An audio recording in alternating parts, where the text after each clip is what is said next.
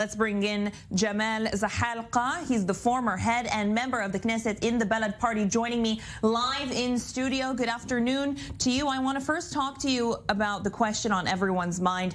What were the real reasons behind the split of the joint list party, and if you think it was the right decision for them moving forward? No, we wanted the joint list to continue. We wanted also broader joint list to contain also the الموحدة, and but if they change their political program, but they are not changing, they are continuing their line. So there was a basis for Ta'al, Hadash and Balad to run together. What happened that Hadash and Ta'al wants to support in some way a Lapid government, and Balad is against that. So they decided to go alone. We were in the Knesset together, and they decided to go for a bilateral list, Hadash and Ta'al, and so we are forced to run alone. We didn't. It wasn't our choice, but still there is a political split. Balad believe in that we have to build ourselves, build our community, build our unity, and our strength. Through our strength, we will get our rights, not by supporting the Israeli left or the right in Israel. Well, I want to talk to you about who this split benefits and who you think was perhaps behind the scenes orchestrating it, not just the differences within the parties themselves. Do you think the Prime Minister, Yair Lapid, and his party were involved in this in any way, offering concessions or maybe benefits to the other parties in the former joint list?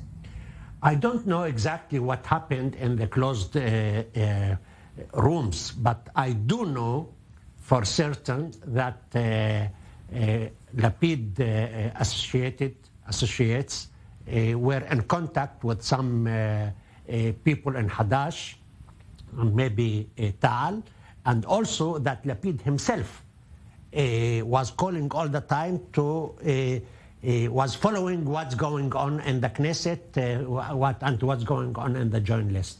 So he was very interested. I don't know what happened, but I saw the result, and the result was there is now a list which is comfortable for Mr. Lapid for joining him to build his government. The list of Ta'al Hadash is very good for Mr. Lapid. And let's talk now about some polling. I mean, I understand we're still a couple of months out from the elections, but majority of the polls find that the Arab population is actually interested in Israeli politics. They're interested in being involved in the influence that the politics has on the policy making of the country. But Balad seems to not be interested in this, opposing really any recommendation of candidates from the coalition. Do you think that this is the right policy for the party moving forward? No, we have to understand the word influence in Arabic. People think that influence is getting your right. It's not that's way. If influence means that to play the game of the Israeli left and the Israelites supporting this against that, we are not in this influence game. We are going to the Knesset to get our rights, to demand them and to get them, and we are doing that all the time, and also to express our political views. We are doing that all the time, and we are working on both the citizenship, full citizenship, and our national identity. The Balad is the combination of these two, national identity and full citizenship.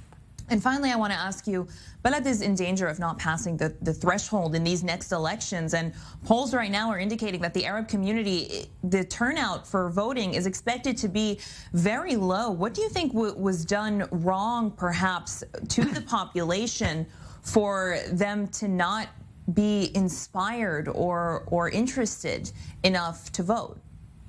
I think that not voting is a rebound because the split of the Arab lists. That was the main reason for the last time that there was a decline in the voting. I expect now that it will be higher because there is a competition between parties and because that many people of Balad voters didn't vote. Now if they have a Balad in the Knesset running alone, they will support it, and we see it in the street. Many people say, we didn't vote last time, but this time we are voting for Balad. And also something that we cannot see it now, which is that next year there will be the municipality elections, and many candidates in the municipality elections will work with parties in getting out the vote, and that's we will get higher than 50%, and you can make an interview with me and you will see it. Well, I certainly look forward to having you back on post-elections to discuss all of this. Jamal Zachalka, the former head and member of the Knesset Balad Party, joining me live in studio this afternoon. Thank you. Thank you.